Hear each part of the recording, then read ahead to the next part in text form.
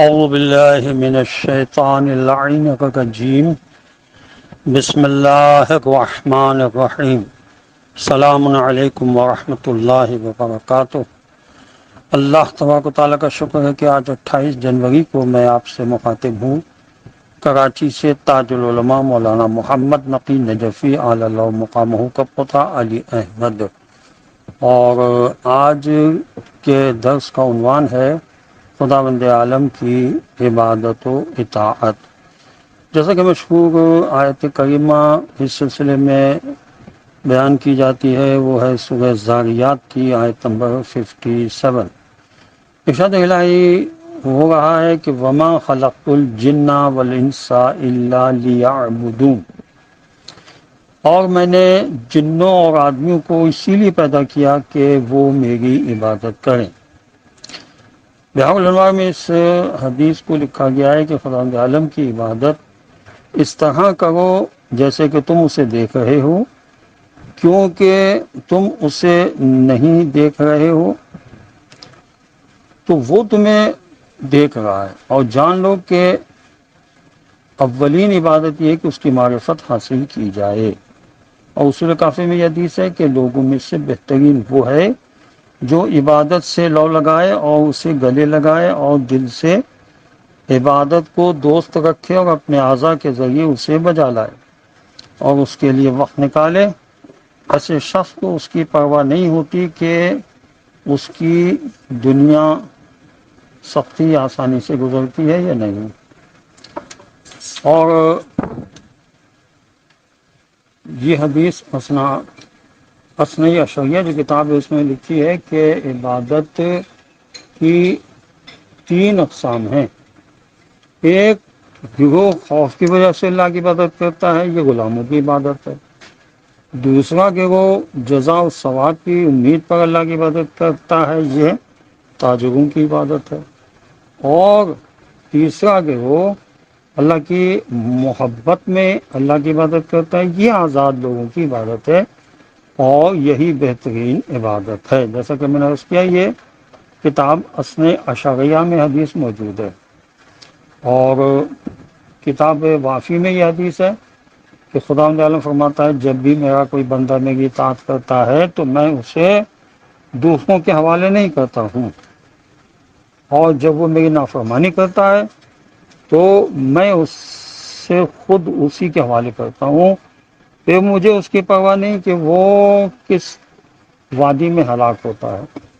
اور ہماری شیخ صدوق میں یہ حدیث ہے، خداوند عالم فرماتا ہے اے میرے سچے بندوں، دنیا میں میری عبادت کی نعمت سے سرفراز رہو، کیونکہ اس کے ذریعے تمہیں بہشت کی نعمت ملے گی۔ اور اسی خصال شیخ صدوق میں باب الواحد میں حدیث ہے کہ خداوند عالم نے فرمایا ہے اے بنی آدم، میرے احکام میں تو میری اطاعت کر اور اپنے فائدے کی باتیں مجھے نہ سکھا، میں تجھ سے بہتر جانتا ہوں۔ اور اصول کافی میں یہ حدیث ہے کہ بہترین عبادت لا الہ الا اللہ کہنا ہے۔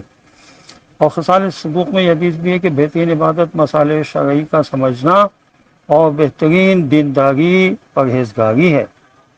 اصول کافی میں یہ حدیث ہے کہ تونگری کے بعد احتیاج کس قدر بری ہے، اس سے بدتر یہ کہ انسان بیچارگی میں بھی نافرمانی کرے، اور اس سے بھی بدتر یہ ہے کہ ایک عبادت گزار عبادت ترک کرے۔ یہ اصول کافی میں حدیث ہے۔ اور اب سفینۃ البحار میں یہ حدیث ہے کہ جان لو ہر عبادت کے لیے ایک نشانہ و ہیجان کا دور ہوتا ہے، پھر اس کے بعد سستی کی طرف میلان ہوتا ہے۔ پس جس کی عبادت میں نشاط اور ہیجان میری طریقے کے مطابق ہوتا ہے وہ ہدایت یافتہ ہے، اور جس نے اس کیفیت میں میری سنت کی مخالفت کی وہ گمراہ ہوا اور اس کا عمل بھی تباہ ہوا۔ جیسے کہ میں نماز پڑھتا ہوں اور سوتا ہوں، روزہ رکھتا ہوں اور افطار کرتا ہوں، ہنستا ہوں اور روتا ہوں، جس کسی نے میرے طریقے اور میری سنت سے روگردانی کی اللہ کے رسول فرماتے ہیں کہ وہ مجھ سے نہیں ہے، اور عبادت اس وقت تک مکمل نہیں ہوتی جب تک تسبیح ہے حضرت زہرا سلام اللہ علیہا نہ پڑھی جائے۔ اس لیے ضروری ہے کہ ہر نماز کے بعد تسبیح حضرت زہرا سلام اللہ علیہا کو ضرور پڑھا جائے۔ تسبیح جناب فاطمہ زہرا سلام اللہ علیہ کا پڑھنا بھی فقر و فاقے کو دور کرتا ہے، اور اس تسبیح کے چند اور فوائد بھی روایات میں بتائے گئے ہیں۔ نمبر 1، یہ تسبیح 1000 رکعت نماز سے بہتر ہے۔ حضرت امام جعفر صادق علیہ السلام فرماتے ہیں کہ ہر روز حضرت فاطمہ زہرا سلام اللہ علیہ کی تسبیح کا ہر نماز کے بعد بجا لانا میرے نزدیک روزانہ 1000 رکعت نماز ادا کرنے سے زیادہ محبوب ہے۔ دوسری بات یہ کہ تمام گناہ معاف ہو جاتے ہیں۔ ایک اور مقام پر معصوم فرماتے ہیں کہ جو شخص واجبی نماز کے بعد حضرت فاطمہ زہرا سلام اللہ علیہ کی تسبیح بجا لاتا ہے اور وہ اس حال میں کہ اس نے ابھی دائیں ہاتھ کو بائیں ہاتھ پر سے اٹھایا بھی نہ ہو، اس کے تمام گناہ معاف کر دیے جاتے ہیں۔ اور کچھ روایات میں یہ ہے کہ اس نے اپنا جس انداز سے وہ بیٹھا ہو وہ انداز بدلا نہ ہو۔ اس تسبیح کے پڑھنے کا شمار ذکر کثیر کرنے والوں میں ہوگا، اور ان لوگوں میں شمار ہوتا ہے جو اللہ تعالیٰ کو بہت زیادہ یاد کرتے ہیں۔ حضرت امام جعفر صادق علیہ السلام کی حدیث ہے کہ جو شخص رات کو سونے سے پہلے حضرت فاطمہ زہرا سلام اللہ علیہ کی تسبیح پڑھے تو ان مردوں اور عورتوں میں سے شمار ہوگا جو اللہ تعالیٰ کو بہت زیادہ یاد کرتے ہیں، اور انہوں نے وَذَكَرَ اللَّهَ ذِكْرًا كَثِيرًا یعنی اللہ کا ذکر زیادہ کیا کرو کے مطابق عمل کیا۔ کان کی بیماریوں میں اور امراض درد سے نجات ملتی ہے، اور جسمانی بیماریوں خاص طور پر کان کی بیماریوں اور امراض درد سے نجات ملتی ہے۔ یہ امام جعفر صادق علیہ السلام کا قول ہے۔ مزید امام فرماتے ہیں کہ تسبیح پڑھنے والے کا میزان عمل بھاری ہو جاتا ہے۔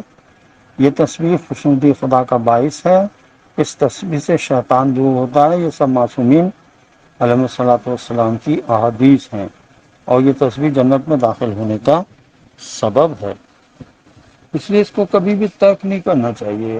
بدبختی سے نجات دلاتی ہے یہ تسبیح، اور سونے سے پہلے اس کو پڑھنے سے تمام رات عبادت کا ثواب ملتا ہے۔ نہایت افسوس کا مقام ہے کہ اس عظیم تسبیح کو لوگ تیز تیز اور بے توجہی سے پڑھتے ہیں، جس سے پتہ چلتا ہے کہ وہ اس تسبیح کو عادت کے طور پر پڑھ رہے ہیں، اس کے پڑھنے میں کوئی لذت محسوس نہیں کرتے اور نہ ہی اپنے وجود میں اس کا کوئی اثر پاتے ہیں۔ لہذا اس تسبیح کو چند شرائط و آداب کے ساتھ بجا لانا ضروری ہے۔ نمبر 1، تسبیح پڑھتے وقت حضور قلب ہو، کیونکہ حضور قلب اور توجہ ہی عبادت کی قبولیت کی بنیادی شرائط میں سے ہے، اور اس شرط کے پورا نہ ہونے سے انسان اس کی برکات اور آثار سے بہرامند نہیں ہو سکتا۔ اگر صرف تسبیح کے الفاظ زبان پر ہوں اور خود اس کی توجہ ادھر ادھر ہو اور وہ خود غفلت کے سمندر میں غوطہ زن ہو تو گویا وہ اللہ کی بارگاہ سے فرار ہوا، اللہ کی بارگاہ سے فرار ہونے والے شخص کے مانند ہوگا۔ لہذا مکمل توجہ اور ارتقاء سے اس تسبیح کو انجام دینا چاہیے۔ اس تسبیح کو نماز کے بعد بلا فاصلہ انجام دینا چاہیے، یعنی کوشش کرے کہ سلام کے بعد تشہد والی حالت ہی میں اس کو شروع کر دیا جائے۔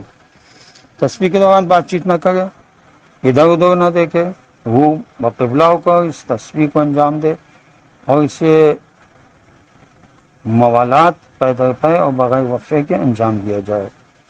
حضرت امام جعفر صادق علیہ السلام کی حدیث ہے کہ اپنے فرزند محمد سے بیانتے ہیں کہ امام جعفر صادق علیہ السلام تسبیح فاطمہ سلام اللہ علیہ کو متصلاً ادا فرماتے تھے اور اسے درمیان میں کسی شے سے قطع نہیں فرماتے تھے، اور تسبیح کو خوشی کے ساتھ انجام دیا جائے، اور اس تسبیح کو بجا لانے میں کوتاہی اور سستی کو ہمیشہ کے لیے ترک کیا جائے۔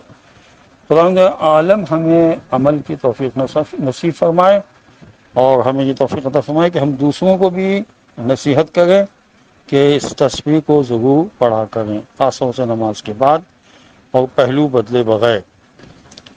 ہم سب کی دعا ہے کہ خدا امام زمانہ کے ظہور میں تعجیل فرما دے اور ان کے اعوان انصار میں ہمیں شامل ہونے کی توفیق نصیب ہو۔ وآخر دعوانا ان الحمد للہ رب العالمین، وصلی اللہ علی محمد وعلی آلہ الطیبین الطاہرین المعصومین المظلومین۔